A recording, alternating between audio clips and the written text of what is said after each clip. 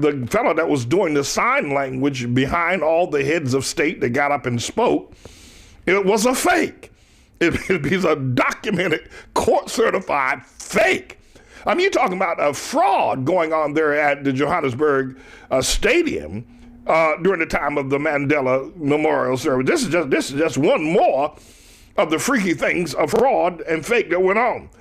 Johannesburg, well, at least I'm reading an article now here from My Way publication, says that a man who provided sign language interpretation on stage for Nelson Mandela's memorial service, attended by scores of heads of state, was a fake. The national director of the Deaf Federation of South Africa said this on Tuesday. He asked about the claim by the Associated Press. South Africa's government said it was preparing a statement. 3 sign language experts said the man was not signing in South African or American sign languages. South African sign languages cover all of the country's 11 official languages spoken, according to the Federation spokesperson. It was immediately clear if the unidentified man was, it wasn't immediately clear, pardon me, if the unidentified man was using a different method to communicate.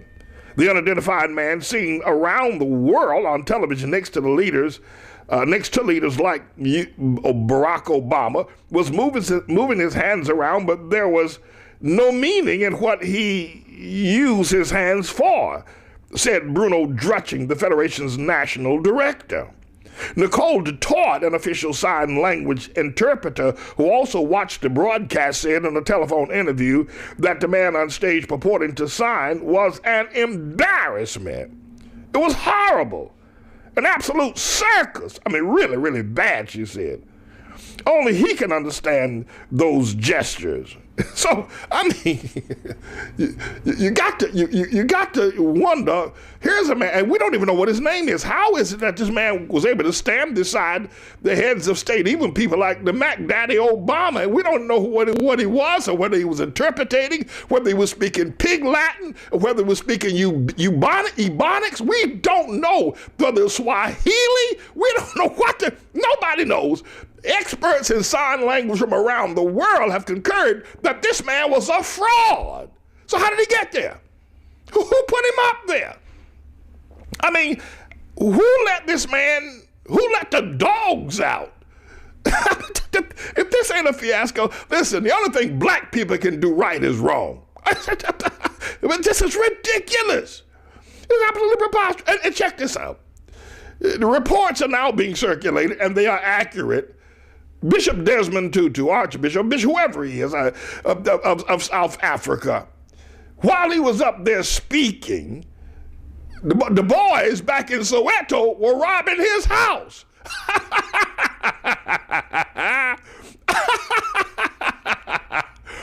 I mean, here's a funeral for the father of the nation, is that right? Nelson Mandela is being eulogized. And Nobel laureate Bishop Desmond Tutu is eulogizing Nelson Mandela. And while he's doing that, the Homeboys are burglarizing his flat screen television and some of his wife's jewels and some of his cassocks and robes and gold rings. And they walked out the house and left the door open. Black people. I mean, God, you would think that everybody was so in love with Nelson Mandela, they wouldn't think about putting any heist on his day of eulogy.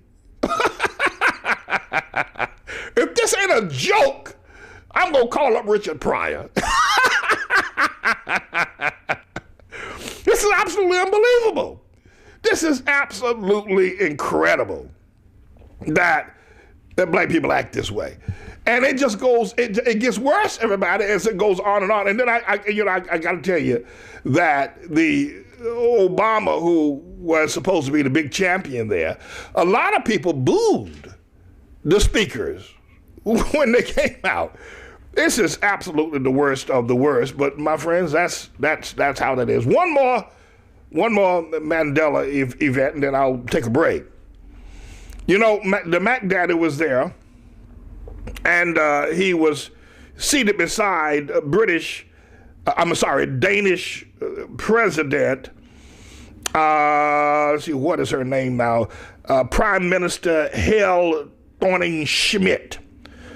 And on the other side of her was Prime Minister David Cameron of the UK. So these three creeps, these three idiots, while Mandela is being memorialized, they're taking a selfie. They're taking a picture, got the cell phone up there, as if these people don't have professional photographers. They're taking a picture of the three of these creeps sitting there together, and Obama's got this big corn-eating grin on his face, and Cameron has probably got his hands on the leg of this blonde prime minister from this Danish prime minister, and Michelle, the fist bumper, is ticked. I mean, she looks, her face, her mouth is stuck out, her jaw is taut. I mean, she got a sapphire look on her, like if you don't stop fawning over this woman. And then the other thing is that this was just really poor etiquette. I think we've got someone who has written a book on etiquette. I'm trying to find the person's name.